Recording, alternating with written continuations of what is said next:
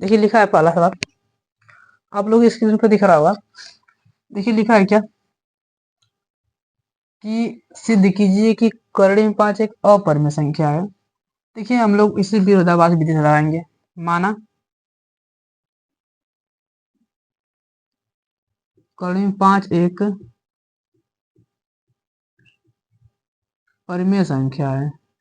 ठीक, मैं मान लेता हूँ क्या कर्ण में 5 एक हमारी क्या है, परिमेय संख्या है। अगर कर्ण में 5 एक परिमेय संख्या है तो मैं इसे कर्ण में 5 को मैं लिख सकता हूँ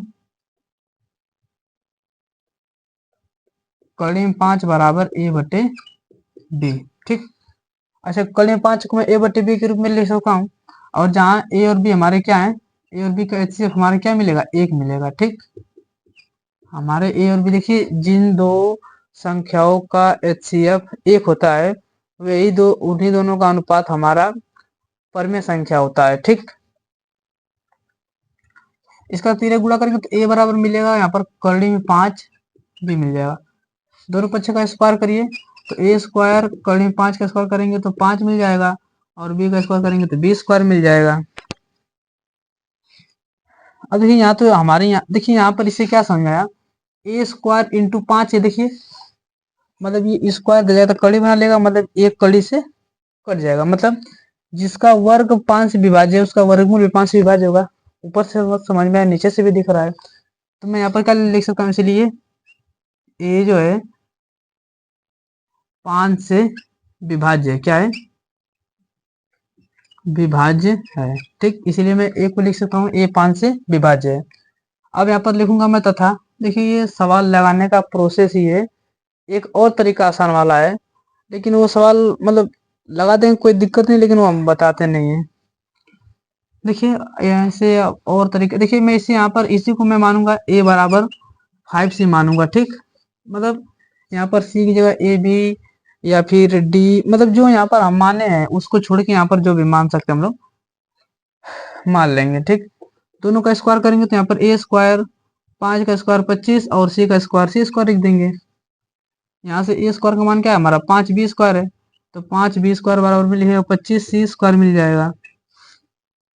यहाँ से 5 से काटेंगे तो 5 से कम 5 50 25, तो यहाँ पर बी स्क्वायर बराबर मिलेगा हमें क्या 5 सी स्क्वायर।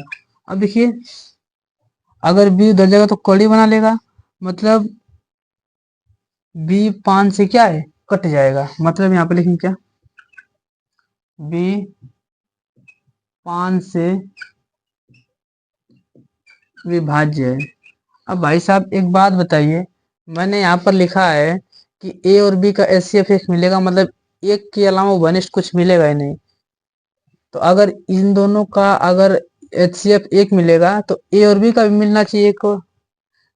यहाँ पर मतलब कि मैंने ए बी का मान एचसीएफ एक मिला है, लेकिन भाई साहब देखिए ध्यान से यहाँ पर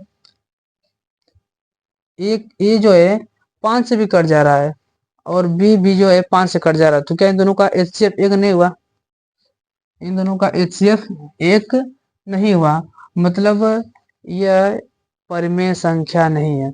अर्थात मैंने जो एक माना था कड़ी 5 एक परिमेय संख्या है, वो अवधारणा क्या है, गलत है। यहाँ पर सुंदर सुंदर राइटिंग में लिखेंगे,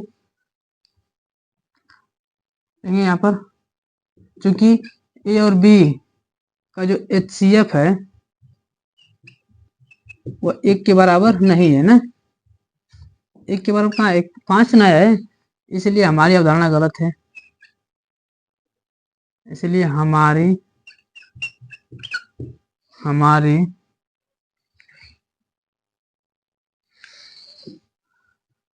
अवधारणा गलत है। इसलिए हमारी अवधारणा मैंने माना था परिमेय संख्या, लेकिन ये वास्तव में क्या अपरिमेय संख्या हो जाएगी, इसलिए कड़ी 5 एक अपरिमेय संख्या है। ठीक, अगला सवाल देखिए, one of the most important सवाल है भाई साहब, बहुत बार पेपर में आया है, हो सकता है आपके पेपर में आ जाए। अगला सवाल देखते हैं,